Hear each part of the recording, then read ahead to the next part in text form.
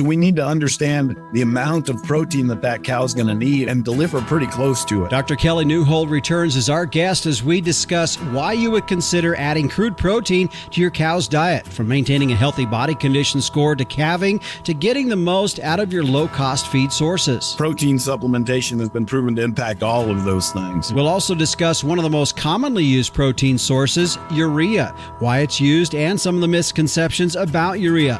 Plus, we'll also talk about other high-protein options that can be used, and the answer to this. One of the cheapest things that we can do that get us the furthest on our nutritional program is... Now, if you think this is a show about adding more cost to your feed bill, you're wrong. So tune in and find out on this episode of the Working Ranch Radio Show.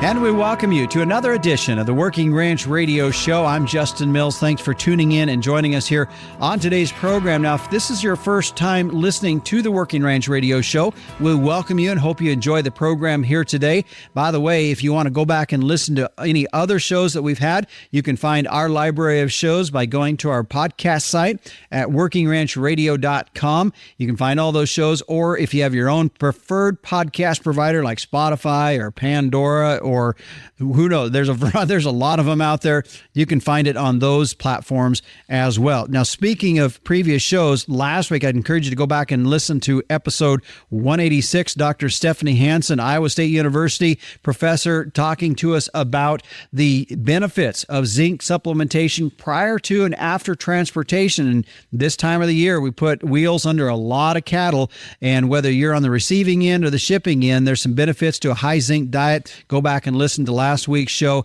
amongst a lot of other shows. And one of the things you'll find out, again, talking to those of you that might be first-time listeners to the program, a lot of the shows that we do here are not necessarily time sensitive. Occasionally we do those, but a lot of the time they're subjects that at any point in time you can listen to them, and hopefully you find some value in that show on subjects that are relevant to you and I as ranchers. Now, speaking of old shows or even this week's show, if you like what you hear, leave us a comment, leave us a rating. That's always helpful, not only to us, but also to other folks that are reviewing and looking at the show, because if they see some comments or some ratings on a particular episode that we had here, maybe they'll go and listen to it and find some value, that's some information that is useful to them.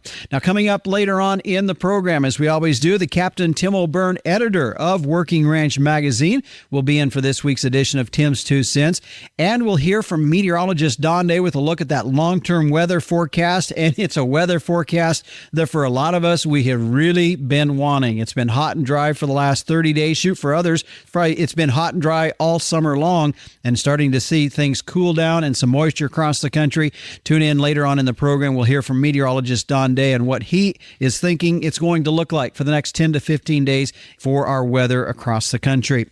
Well, before we jump into our interview, it's a good time to check the coffee cup and make sure it's filled up, thanks to the folks at Cowpuncher Coffee. I've got mine ready to go right in front of me, and encourage you, go check out their website. In fact, this time of the year, you always hear pumpkin spice is kind of the big thing. Well, they've got some pumpkin spice options on their website, whether you want it in a K-cup or whether you want it ground or whole bean. There's ways you can get that through Cowpuncher Coffee. Of course, they also have a variety of other different blends. Again, whole bean or ground, however you'd like it. Their craft coffee is done in small batch, hand-roasted package in 1-pound bags, all made there in the state of Texas. So check it out. Cowpunchercoffee.com is where you can find out more. Give Jim or Trish Williams, or if you really want to get things done, get Miss Olivia. They're kid in charge. Let them know what you need, and they'll get you set up there at cowpunchercoffee.com. Well, turning to our subject at hand, Dr. Kelley Neuhold with Westway Feed Products is our guest here today. Now, if you recall, and regular listener, his name might sound familiar. Well, it is, should be, because he was with us back on episode 177, where we covered the topic on TMR mixers. It was entitled Things to Consider on Using TMR Mixers from Rookie to Expert. Now, you might have a TMR mixer or considering getting one. This is a show I'd encourage you to go back and listen to. But Dr. Neuhold, we appreciate you being back here again on today's program. Thanks. Glad to be here, Justin. Well, Kelley, before we jump into today's subject on protein supplementation, I want to go back and address one thing from last week's show. And it was something that I got kind of wrong. And we talked about it. You and I talked about it this week. Now, my show last week, as I said earlier today, was with Dr. Stephanie Hansen, who is with Iowa State University, as she shared with us the results out of the research and the studies they're doing on a high zinc diet in livestock. I encourage you again to go back and listen to that. But it was not anything she said. It was actually something that I kind of did on my own as I was trying to figure out, I'm doing my own math of how much we're getting in terms of zinc from a mineral that we might just pull off the shelf or go into the feed store and buy if you're not getting a custom blend done, or even if you are custom getting and they're just meeting the NRC requirements, it's going to be probably around that 3,600 parts per million is what you're going to see. And in the math that I had done, I didn't quite get it nailed down as far as what that means. So Kelley, if you could kind of correct where I went wrong last week on figuring out on a bag of mineral that says it has 3,600 parts per million of zinc in it, just how much is that cow consuming? Yeah, Justin. So we've got to remember that ppm is a concentration, like it's a percentage of the nutrient in that product, right? So when you say you have 3,600 ppm, you're saying 3,600 parts per million, or that's the concentration of zinc in that product. And really, our animals eat to an amount, right? So the NRC would say that a beef cow would need around that 400 milligrams per head per day. And so when you did the math, you got it to milligrams per pound, which would have been about 15, I believe, milligrams per pound from that product of dry matter for the cow would be the concentration in her diet. And we did need to convert that back to ppm, which is what the NRC would say. So that was parts per million. So that your product was like 30 to 34 parts per million zinc in the cow's final dry matter, which would deliver about 400 milligrams per head per day to those cows if they ate that quarter pound of supplement. Which, according to the NRC requirements, that 3,600 usually kind of targets what those requirements are. But again, as Dr. Hansen was telling us last week, up in that to around that 100 ppms is where the mark on a high zinc diet would be. You're right. So that product you have was formulated for the current NRC, and her research would suggest that it needs to be higher than that, obviously. But what your product is formulated to the current NRC. I'm sorry. Okay. Yep. That makes sense. Well, Kelley, let's jump back to our subject that we're here to talk about today, and that is the use of protein supplements in the diets of our livestock. Now, keep in mind, folks, this is not the idea. I'm not coming at this with an approach of how do we add more input costs to our program and our ranching operation. It's not about that. It's really about how do we be efficient with what we've got, utilize the feed sources that we have to get the most out of the cattle, and really at the end of the day to be profitable when we do that. So, Dr. Neuhold, when we look at where a lot of us are at a point now to where we've weaned calves, or getting ready to wean calves, we pulled these calves off, are going to be, and getting this cow pulled back together for the coming months is pretty important. Yeah, you're right. A lot of these areas that have drought conditions, me in Southeast Colorado, I've already weaned my calves because my grass is short and my cows are a little thin, and a lot of us right now, they're not milking a calf. We want to just kind of set them and forget them, let them go out and fend for themselves. But if they're in a little low body condition score, now's a great time to pick up a little body condition score. And we have to remember too, that grass, depending on what they're grazing, that forage base may be losing quite a bit of its quality right now. So supplementing with a little crude protein may be able to gain us some body condition score, or help us to maintain a little body condition score and set us up to have a really good spring and summer next year. As you and I were talking before we met here today, you'd said something to me that really was intriguing in regards to body condition scores. We all know that if a cow gets too far down, it really takes a lot of feed and money to get her pulled back together versus maintenance, which over the long run is cheaper. And there was kind of that optimal point in time. Explain what you were telling me on that. Yeah, so there's some good research. It was out of University of Oklahoma that said, those thin cows that are a 4 body condition score or lower have a pretty low maintenance energy requirement because they're thin and their body's trying to conserve energy. And so they've kind of shut down some of those extras. They don't have a real high maintenance requirement. Then when we get them into that body condition score 5, that that maintenance requirement actually increases, right? But once we get them into the body condition score 6, we actually see that maintenance energy requirement start to come down. So it's cheaper to feed those cows if we can maintain them in that body condition score 6 and keep them in a good body condition score, as opposed to letting them get back down to a lower body condition score. Part of it is, those cows have a thicker fat layer, so they're going to have a little more insulation during the winter and that kind of thing. But those cows are cheaper to maintain if we can maintain them in that 5.5 to 6 body condition score, as opposed to keeping them in that 4.5 to 5 body condition score. So we can save some groceries and maybe make those cows go a little further. And we know we're going to have better calving. We're going to have better colostrum production. The calves are going to be healthier out of cows that are in that 5 and 6 body condition score than cows that are lower, right? Mm-hmm. Let's talk about that back fat, because I feel like coming out of summer, of course, these cows are going to have usually have sort of set that just a little bit. But as you had mentioned, and you're not the only one, there's other guys all across the country, myself included, that kind of a dry year. And we're going into this fall and in this winter with maybe not as much fat on these cows as that we've had. But at the same time, as we talked about, we get these calves off these cows.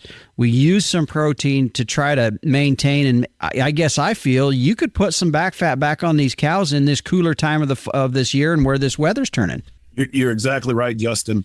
If we use strategic protein supplementation, we know we can increase the hyperdigestibility of those lower quality forages.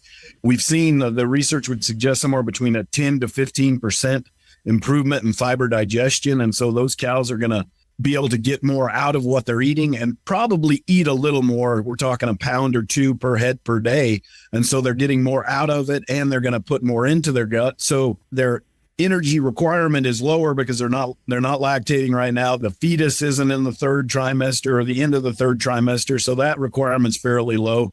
So we can improve the energy we're getting into those cows by putting a little protein supplement out there. They're going to get more out of the grass they're eating, and we can certainly gain a body condition score or 2 fairly easily this time of year. Mm-hmm. While we're on this subject of back fat, I want to talk real quickly. We're going to move to the calving time of the year, or later in the year for this cow. And you and I were talking a little bit about this, because I had mentioned to you that the fact that we do expect a drawdown on those cows a little bit. Of course, I don't calve till May and June, so my drawdown is a little later than somebody calving in February or March, which you really can't afford to have too much of a drawdown at that point in the winter. Yeah, you're absolutely right. We know that cows that aren't getting adequate protein supplement prior to calving, they're going to have weaker calves. They're going to have more dystocia issues. They're going to produce less colostrum. That colostrum is going to be poor quality, and those calves aren't going to have quite the immune response as the cows that had appropriate protein supplementation prior to calving. And the same thing after calving too, right? For those guys that are calving in December through March, and they're not hitting that green grass when they're calving, that's still a crucial time too, because inadequate protein supplementation post-calving can reduce our breedback rate. I think some of the research would say, cows that got adequate protein post-calving had a 90% breed up rate versus a 70% of cows that didn't get an adequate protein after calving. So we really need to be strategic about it, not only managing those body conditions scores, but making sure we've got the appropriate nutrients to those cows when they need it, right? Because it's not only going to affect that calving season, but it's going to affect the calving seasons to come, and whether those cows breed back, and then whether those calves get scours or not. And if they do get scours, whether they recover or whether we lose them, right? Mm-hmm. So protein supplementation has been proven to impact all of those things. Mm-hmm. Well, Dr. Neuhold, let's take a break here. And folks, when we come back, we've still got a lot to talk about with Kelley here on this, because we're going to get into things like, what are the protein requirements that we need to be looking at for these cows? Also, when to feed protein, especially in the time of the year where there maybe those cows are out on pasture. and looking at ways you can be strategic in your labor savings and also, just cost savings in general. So we've got a lot more to talk about. We'll be back here on the Working Ranch Radio Show. This segment brought to you today by Zoetis. Back your instincts and feel more confident in your replacement selection this fall with Inherit Select from Zoetis. Visit beefgenetics.com/Working Ranch to get started.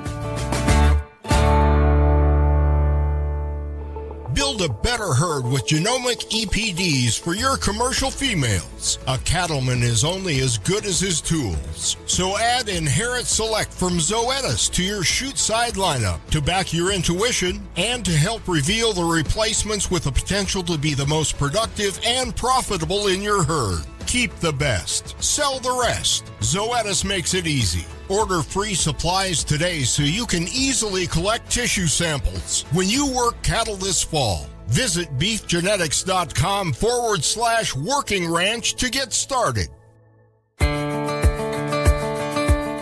Welcome back to the Working Ranch Radio Show. My guest is Dr. Kelley Neuhold, a nutritionalist with Westway Feed Products. And our subject today is looking at adding in crude protein into the diet of your animals as we are post-weaning, then looking ahead into pre-calving and post-calving and pre-breeding, of course. But looking at the benefits that we can see from doing that, and not as a means of adding more expenses to your bottom line. It's not the point as much as it is maybe that's a way that you can improve the quality or the usefulness of the forage that is before them. Maybe they're on grass, maybe they're on some poorer quality hay. In either way, we can improve that and get those cattle to respond better and actually get through the winter months and pre and post calving and then breed up, of course, and we have that cycle that goes on. Dr. Neuhold, as we get into the next thing, you and I were discussing a little bit as well about when to feed. I think traditionally years ago, it was pretty common that every day you started up the tractor and you went out, or your pickup, and you went out and fed cows every day.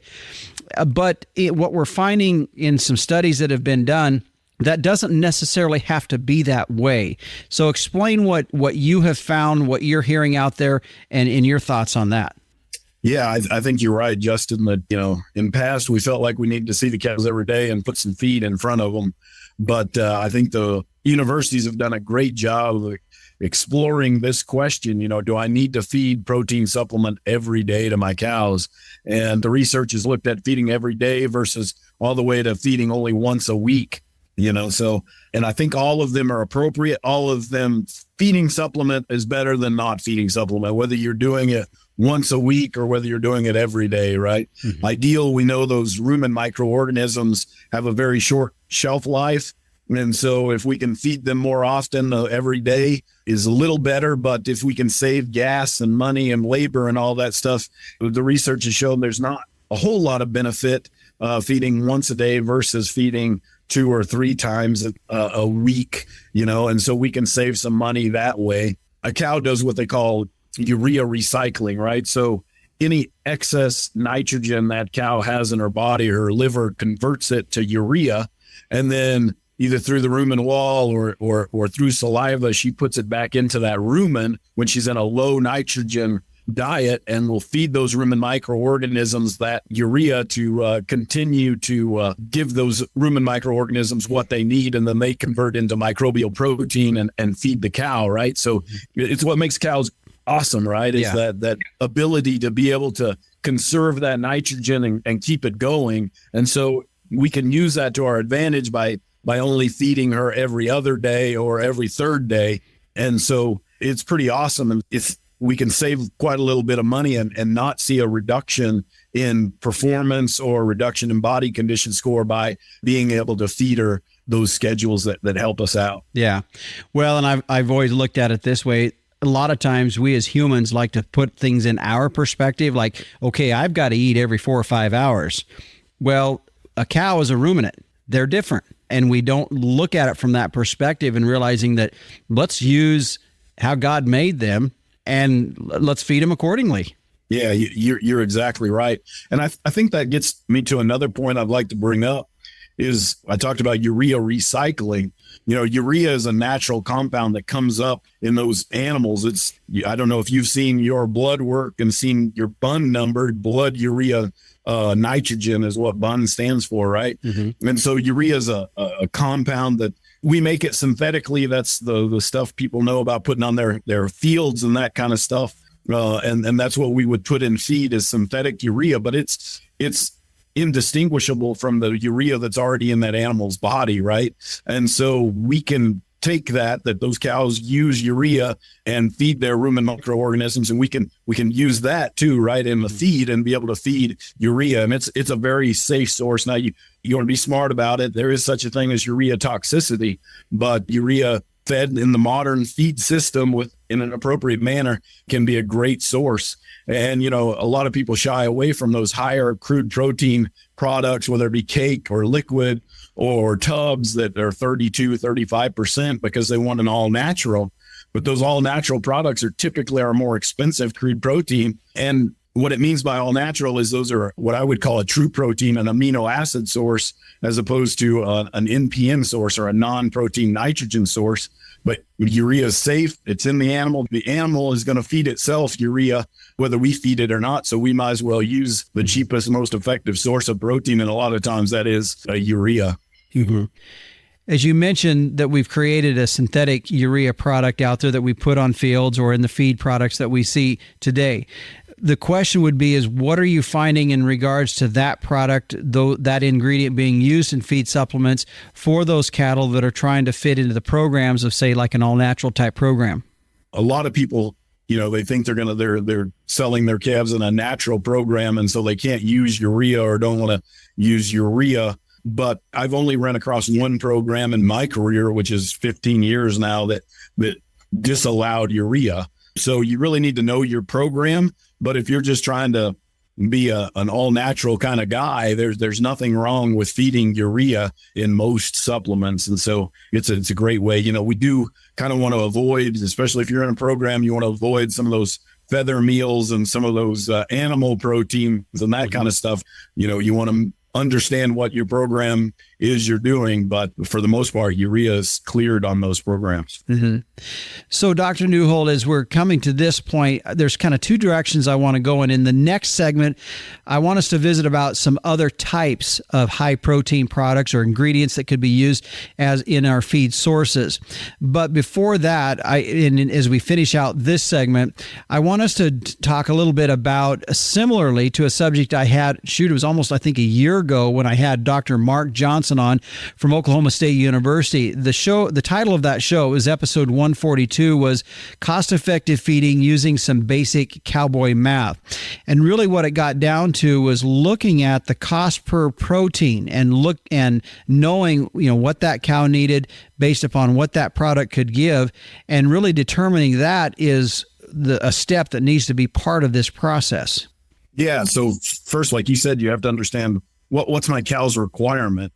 If we look at the NRC numbers, which would be the government puts together a group of scientists and they come up with the research and kind of say what they think the standard should be. If we look at that, a non-lactating cow in the second trimester would be about 6% crude protein would be a requirement. So if she's a 1,300 pound cow, she'd eat about 26 pounds of dry matter. That means she's going to need about 1.6 pounds of crude protein, right? That same cow, when she moves into her third trimester, her protein requirement jumps up to 8%. And now she's going to need about a little over 2 pounds of crude protein per head per day, right? And then once she's calved and we're in that first 90 days of calving, she's going to be 10.2% crude protein or a little over 2.5 pounds of crude protein. So we need to understand the amount of protein that cow's going to need and deliver pretty close to it. And I think it's easy. I'm guilty of it myself, of being enticed by a lower price point on a product and not looking at the overall effectiveness of what it's going to bring to the animal. I've been guilty of it, and I think that's something that happens quite often. No, you're exactly right. That's why typically if we're looking at it on a protein basis, those higher percent crude protein products are typically our cheaper protein sources, right? If we're talking about a 20% cake versus a 32% cake, the 32 price per ton is going to be higher, but what really matters is our price per head per day. And it's going to be cheaper to feed that 32 because we're going to have to feed less of it than we're going to have to feed of that 20%. Right. Mm-hmm. So yeah, typically, whether it's a liquid, whether it's a cake, whether it's a forage like alfalfa or something, the higher protein product is going to be our cheaper protein supplement as opposed to the lower protein. Mm-hmm. Makes sense. Well, let's take another break here. When we come back, as I said, I want to talk about some other types of high protein ingredients that can be used and some of the conversation regarding that when we come back here on the Working Ranch Radio Show. This segment today brought to you by Barn Owl. It's what we use here on the X-Ring Ranch to watch our stock tanks, our hay yard, our cow camp corrals, just those remote areas that you just want real-time awareness. And it starts right with Barn Owl. It's about peace of mind. Build your off-grid camera system today at barnowl.tech. Are you tired of putting the wear and tear on your ranch pickup or your good side-by-side out checking stock tanks or reservoirs? Or maybe it's just keeping an eye on a remote ranch location. When you stop and you think about it and you start to calculate the cost of your time, fuel, and miles on your vehicles, you're going to scare yourself. But there really is a very simple and a reassuring solution, and it's called Barn Owl. Barn Owl off-grid cameras and smart alerts provide you that assurance, and there's no question it is a time and a money saver. From anywhere at any time, no Wi-Fi or power needed. Build your off-grid camera system today at barnowl.tech. Real-time awareness starts here. Always know with Barn Owl. Welcome back to the Working Ranch Radio Show. Dr. Kelley Neuhold is my guest today, and we have been talking just about the use of added protein into the diet of your animals. And as we look into this segment specifically at some different types, we had previously talked about urea and what it can do, and just typically in general what a high protein, added protein into the diet of animals can do. Now, when we look at other types of high protein products that are out there, first question I have, Dr. Neuhold, would be a product that's called Biuret. And as I've been told, it's more of a slow release type of protein. Explain what that is, how it works. Yeah, so Biuret is you're exactly right. It's a slow release urea. It's a couple urea molecules bound together. And so those rumen microorganisms have to kind of break that apart to convert it to ammonia in the rumen and then use it for microbial protein. And so it's really a safe, slow release. If you're going to get up, Biuret's used a lot when we're talking about like our 45% or 55% crude protein products. They're going to use that as kind of a safer way to use an NPN or a non-protein nitrogen that'll act more like a true protein and release a little slower in the rumen than if we just used urea. Okay. Let's talk about some other protein type products. As we're talking about urea in general, as you have talked about, a lot of times that is in a product. It is the source of the protein in a product, whether you're buying it through a block or whether it's in a liquid or various forms that it could show up in. But there are specific products that would be considered high protein that you can, so let's say you're mixing. Of course, you were on the show with us before when we were talking about TMR mixers, and you well know that the guys that are mixing their own feed on the ranch for whatever that may be, you might have some different products you can throw in that mixer as your protein source. So let's talk about what some of those are. Yeah, there are lots of feed ingredients that are going to be what I would call protein feeds, right? So they're going to be high in protein. They're going to be great for natural sources of protein. Typically, like you said, our urea is going to be boost our protein level in a supplement, whether it be a dry supplement or a block or a liquid or cake. But distillers grains are a great commodity that we talk about. And there's a lot of research out there, people feeding distillers grains out on the ground or in feed bunks, as the protein supplement. They're going to be right in that 29% crude protein. So it's going to be a pretty high. The majority of it is going to be a natural protein. It's mostly protein of corn, right? Those distillers grains are going to come from ethanol production, and they're going to remove the starch and leave the protein and the other things. And so those distiller grains are going to be a great source of protein for the cattle. Down in my neck of the woods, we feed whole cottonseed, or we could feed cottonseed meal. Those are great sources. I think they keep talking about we're going to start crushing a ton of soybeans. And so soybean meal is going to become a hot commodity here soon, hopefully. And so that'll be another great source to look to be able to supplement these cows and give some different nitrogen sources for the cows. Alfalfa hay is what I grew up in the Arkansas Valley feeding cows there, and so we used a lot of alfalfa hay. The important thing about alfalfa hay and that kind of stuff is we want to test it and see what the actual protein level is. It can range anywhere from 14% up to 25 to 27% crude protein if you're talking some really hot stuff. So, yeah, there's lots of great feed. So we need to know too what the crude protein level of our base forage is, right? Is it dry grass? Are we grazing crop aftermath, corn stalks, wheat straw, barley straw, that kind of stuff? What's the base protein level of that? If we're talking wheat straw and corn stalks, it may be 3 to 4%. If we're grazing native range in your neck of the woods, it may be 6.5 to 7%, which would be pretty close to what she needs. And we don't need to supplement a whole bunch to get her where she needs to be, right? Yep. Yeah, that's a good point. In fact, you kind of took my next question that I was going to ask you is just looking at, we really do need to get that baseline of what we're, whatever that base feed is. In fact, on my whiteboard here, I've got it, and I need to get out and do it, is get all the hay that I've got in, the different types of hay that I've got in, get it tested.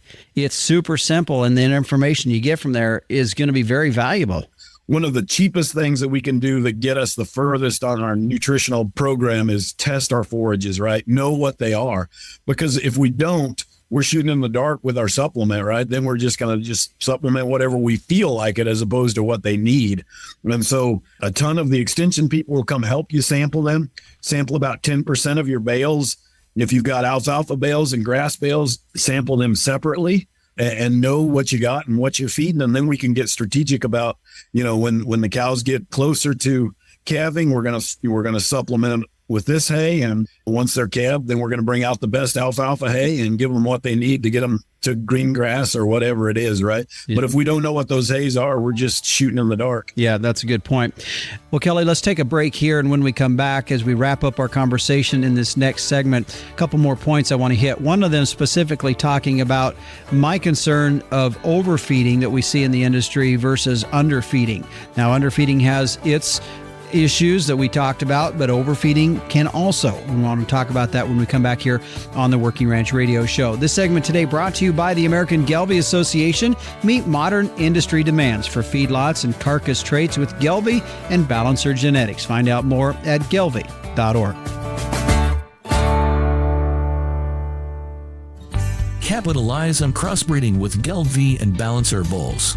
Raise replacement females with added fertility, increased longevity, and greater productivity. Gelbvieh and Balancer influenced females wean more pounds of calf per cow exposed. In the feed yard, Balancer influenced cattle offer increased performance, improved feed efficiency, and have excellent carcass merit. Balancers add the pounds, make the grade, and deliver the value. Make your crossbreeding count with Gelbvieh and Balancer Genetics. Welcome back to the Working Ranch Radio Show. My guest today is Dr. Kelley Neuhold with Westway Feed Products. And Kelley, in that last segment, we were talking about testing our feed so that we know whether it's our grass, if they're on grass, or leftover crops that are in the fields, to hay and various things like that that you're going to be using as your base on there. And one of the things is break we were talking about, and of course I'm kind of more on the low input operations mindset of things, because I feel like we can always put a lot of stuff into these cows and then maybe have big old honking calves, but at the same time the net bottom dollar at the end of the day wasn't there than anybody that just was real strategic about what they did. And I think one of the concerns that I think people need to understand is overfeeding can be as detrimental, different type of detrimental issues, but it could be definitely costly to your operation, and in addition to breed back. But overfeeding can be as bad as underfeeding. So really, it's about dialing in. Yeah, you're exactly right, Justin. The overfeeding is just wasting our money, right? We're just, that cow's peeing it out or pooping it out or laying in it, and we're not putting any more into that calf. And so So the bottom line of that ranch, overfeeding is just as detrimental as underfeeding, right? So I see much more underfeeding than I do overfeeding. But like you said, if we sample our forages, if we get our hays, we can dial it in and we can save ourselves a lot of money. The biggest expense on a ranch is feeding those cows and maintaining those cows. So if we know what we've got and we know how to use it, we can save a lot of money. You know, a feed sample, if you go out and sample 10% of your bales, put it in one sample and send it to one of these commercial labs, it's going to cost you $25. Mm-hmm. You know, strategically feeding that forage, you can save a lot more than $25. It's pretty cheap insurance and pretty cheap information to get. Mm-hmm. Yeah, and I think it's going to be kind of a plug for you and your profession, and that you are a nutritionist. And I think I know there's guys, if you've been feeding cattle a lot of years, maybe you kind of know some of this stuff, but at any point, it's something I've always done is give a call to your nutritionalist. I go through them. Here's the types of cattle I'm going to be feeding, whether it's background and calves, or maybe it's, some bred heifers, some young cows, older cows, your running age cows, whatever that may be, and go through the different hay types or feed types that you're going to be using, what's available, what's the proteins out there that we can be looking at. I think having that conversation initially with a nutritionist is very important. And then you can look at maybe some, if you're wanting to tweak on that a little bit, there's some resources out there, whether it's computer spreadsheets that can help you with putting a ration together, in addition to also, I think, understanding, what are your daily costs and are you meeting those requirements with what you're feeding? Yeah. And there are, whether it's your feed company, whether it's your extension agent, whether, like you said, just go on the internet and find the cow calculator, there's a lot of ways to skin that cat. And you can add a lot of money to your bottom line, and that's really what it's about, right? It is a lifestyle, but we got to be able to afford to live this lifestyle. Mm-hmm. As we kind of close out our conversation here today, a lot of this is about keeping this cow in a position to where we're maximizing her ability to bring a net return on your operation. So we're looking down the road. We're putting this cow back in good condition, because here for some folks, maybe it's 3 months. For others, maybe it's 6 months down the road. We're starting this up again, and she's got another calf at side. And so pre-calf, post-calf, it's really what we're targeting is that time frame. Yeah, it's not just about this cow right now. It's about this cow and her calves to come. One thing I like to tell producers, I know it because I've experienced it, right? We can't starve a profit out of these cows, right? There's just no way to starve a profit out of these cows. I know a lot of producers get leery about, especially feeding protein to heifers. They think it's going to increase their dystocia and the size of the calf, but it's really not. Adequately feeding these cows, the calf's only going to grow as good as those genetics are, and if we try to starve some of those genetics out of them, we're going to increase our dystocia. We're going to reduce the cow's ability to milk. We're going to reduce our colostrum quality, and we're going to add problems down the road that we're going to have to pay for later. So let's just make sure we get those cows in good body condition score, maintain them in good body condition score, and they're going to really work for us, I think. Mm-hmm. Kelley, as we talk about this and you say, you gave an example of a 1,300-pound cow earlier and what she needed for dry matter intake and crude protein intake. I think it's important for us to understand, too, we need to know the weight on our cows. And there's a lot of guys that want to estimate, and I can tell you they're going to be 100 to 150 pounds lighter than what they think they have or more. And getting a good weight every year on your cows. And I'm not getting paid by any True Test or whoever else you got out there that runs scale company, but weighing your cows and knowing what they weigh, that's part of dialing in. Oh, you're absolutely right, because that 1,300-pound cow is probably an underestimation, like you talked about, right? And if you look at some of that mark data where they look at the breeds and stuff, and they say the Angus breed now is one of the largest cows out on our range, mm-hmm. We really need to make sure we understand what the size of our cow is so we can supplement her appropriately. If we know what our forages are, but we don't know how big our cow is, we're going to miss the mark because we're underestimating that. So you're exactly right, Justin. As well, when it comes to feeding, as you talked about overfeeding or underfeeding, if you're somebody that has a tendency to overfeed, a cow's going to eat. If you put a cow in there on a round bale feeder, she will eat way more than she absolutely needs to. She will eat you out of house and home. Yep. She's worse than a horse. Yep. They're bigger hay burners than horses for sure. Yep. Well, Kelley, some good discussion here today. Before we leave, I know we kind of summed up the end game. What we're looking at this is that next, that getting that cow ready for pre-calving, for post-calving, for breed up. And I mean, it's a cyclical pattern in this, as we all know. Just some final comments from you regarding this protein, the importance of it in these cows' diet, and not to be so consumed with the fact of understanding that there is a cost to that, but it's about getting this cow to be efficient with what she's got in front of her. Yeah. I think protein supplementation is probably one of the best tools that we have to get the most out of that cow and to get her ready for the next year. And I think understanding body condition and what the actual body condition of your cows is, invite a neighbor, invite one of your feed guys to come out and body condition score your cows with you, so you know what they really are. So you know what size they are, you know what shape they're in, and you know what your feed are, and we can make these herds pretty successful. You bet. Well, I appreciate you joining us here today. Some good insight today on our subject here, and hope to catch you up down the road again as well.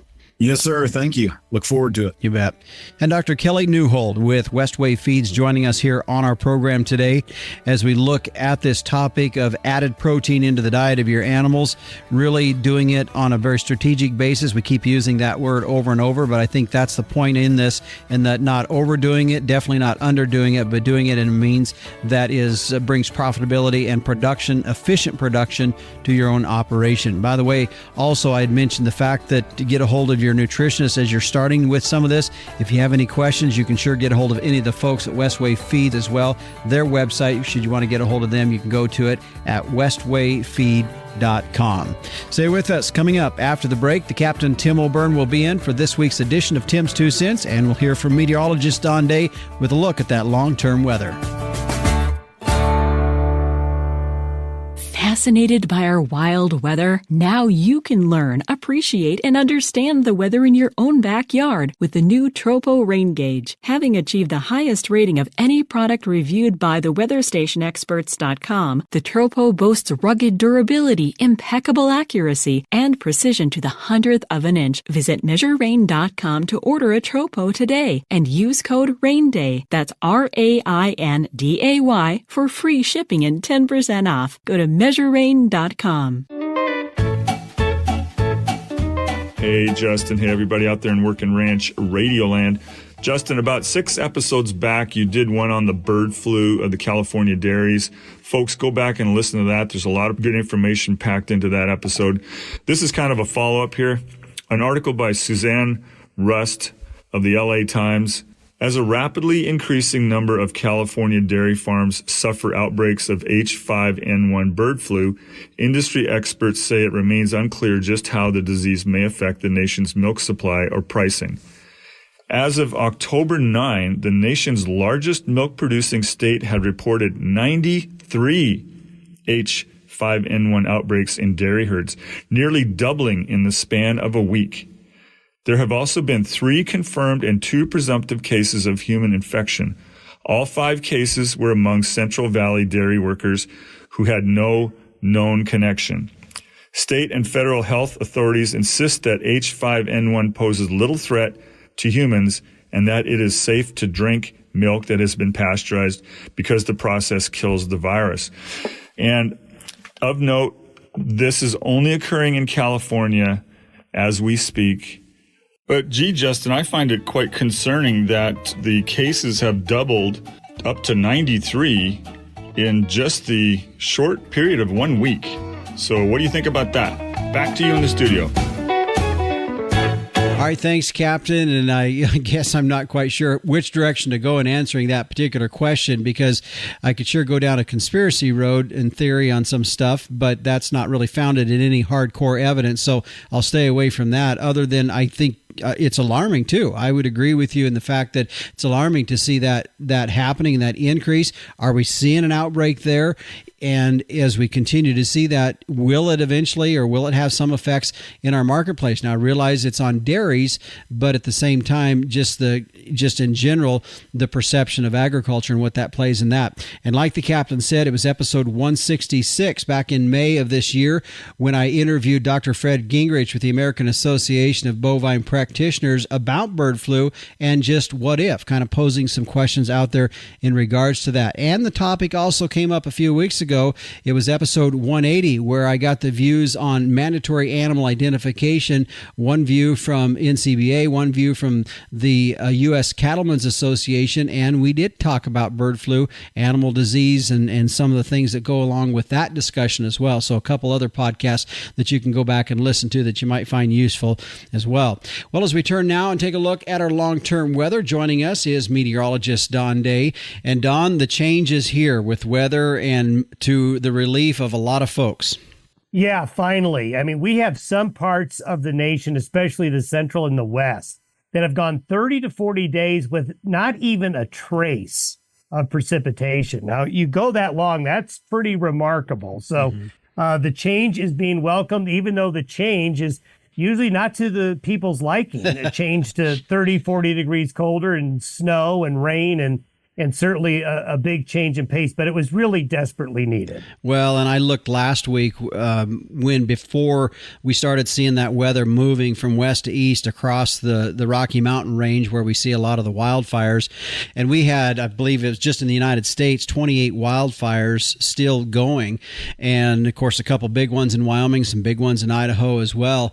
And I mean, it's going to totally change when we look at that map this week. It's going to totally change what that looks like in terms of containment.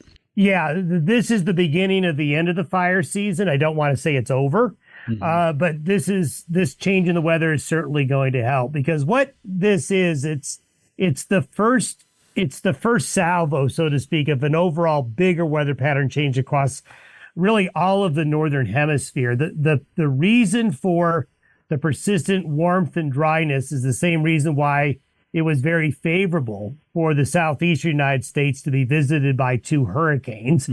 But now that pattern is changing, what we're likely going to see is the beginning of the end of the hurricane season and the beginning of the end of the wildfire season in the West. So this is a pattern that we've been in for the last month that has not been good. Yeah. Really, there's been really nothing good about it. And as we were talking before we went on air, it was about 30 days where a good portion of the country, minus the southeast, of course, they experienced the hurricane, so that was a whole different type of weather that they were dealing with. But this dry, such a huge portion of the country. So as you see this pattern change and starting to get into something that's going to bring about cooler temperatures, some moisture with that, just kind of explain where you see that heading in the next 10 to 15 days. What we're going to see for the last, let's say the last 10 days of October and into the first 2 weeks of November is a reconfiguration of the jet stream to where the door to the higher latitudes will be open. And that, you know what the higher latitudes is code word for? No. Canada. Oh, okay. There you go. So, yeah, we just like to throw out fancy terms. What that means is a lot of the really cold air that's been building high up in the higher latitudes of Canada, the North Slope of Alaska, then, really more importantly, over into Siberia. While it's been warm here in the U.S. and dry, keep in mind the cold air has been building in those areas. And so what's going to start to happen is we're going to start to accessing those colder air masses, and they're going to spill into Canada and the U.S.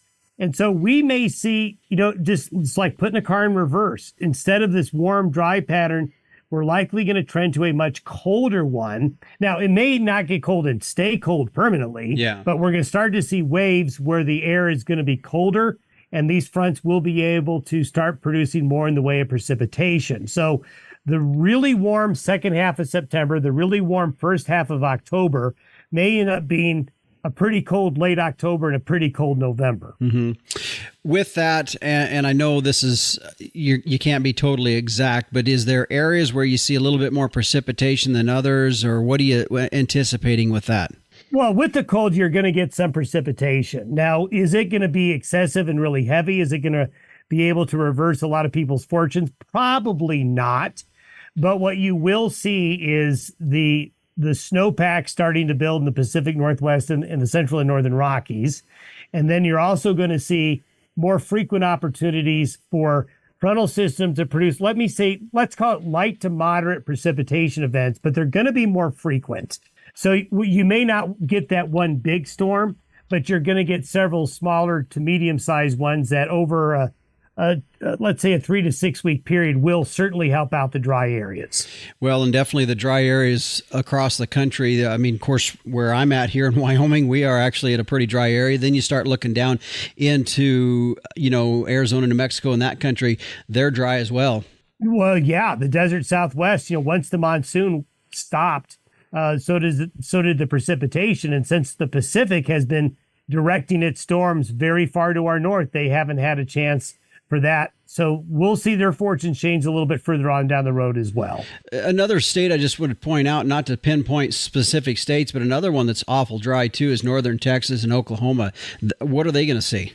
Well, the good news is this recent change is bringing those areas some rain. New Mexico, southeastern Colorado, parts of southwest Kansas, and not all of the Texas Panhandle, but the northern and western parts of it and the Oklahoma Panhandle are going to get some good rain. Mm-hmm. So there are some opportunities for those areas here in the short term. All right. Well, Don, appreciate the update. And like you said, the nice weather is a good and a bad. The good part is it's nice. The bad part is there was no moisture in it. And I think we're all needing the moisture. So appreciate the update. It kind of gives us an idea of what we're looking for. Sure thing. I get the request all the time to have it rain at night, not during the day, and have temperature always at 75. Yes. As soon as I can figure that out, I'll let you know. And then if you're going to go ahead and turn the wind on, turn that on when the rain is there. Okay. Because we just don't want any more wind during the day. So. Exactly. All right, Don, appreciate it. Thank you. Thank you. You bet. And you can tune in each and every morning to Don Day's weather forecast. You can go to his website at dayweather.com. You can find a link to his YouTube channel. Also, if you're looking for weather instruments, maybe it's rain gauges, digital stations, things like that, you can check it out on his website. Stay with us. After the break, I'll tell you what we're going to be talking about on next week's edition of the Working Ranch Radio Show. Are you tired of putting the wear and tear on your ranch pickup or your good side-by-side out checking stock tanks or reservoirs? Or maybe it's just keeping an eye on a remote ranch location. When you stop and you think about it and you start to calculate the cost of your time, fuel, and miles on your vehicles, you're going to scare yourself. But there really is a very simple and a reassuring solution, and it's called Barn Owl. Barn Owl off-grid cameras and smart alerts provide you that assurance, and there's no question it is a time and a money saver. From anywhere at any time, no Wi-Fi or power needed. Build your off-grid camera system today at barnowl.tech. Real-time awareness starts here. Always know with Barn Owl. Well, if you're like me, when it comes to making purchases of large-scale items, meaning items that cost a lot, you like to do your research and know what you're getting into and what you should be looking for. And several years ago, we purchased a skid steer and never have regretted it. Absolutely one piece of equipment that is absolutely and extremely useful on a ranch operation. And if you will turn to page 70 in the latest issue, the September-October issue of Working Ranch Magazine, a great article there by James Beckham as he gives us the lowdown on mid-range skid steer loaders. So if you're looking at purchasing one or maybe getting another one or a different one, I'd encourage you to take a look at that article in the latest issue of Working Ranch Magazine. By the way, if you don't have a subscription, you can go to the website at workingranchmag.com. Well, coming up on next week's edition of the program, in fact, we were supposed to do it this week, but we had to put it off a week.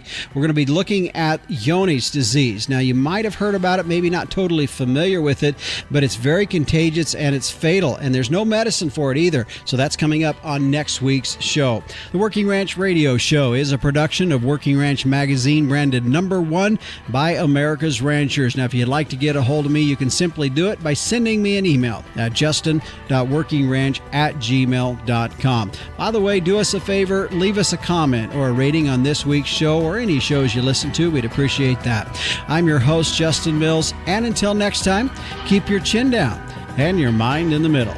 So long.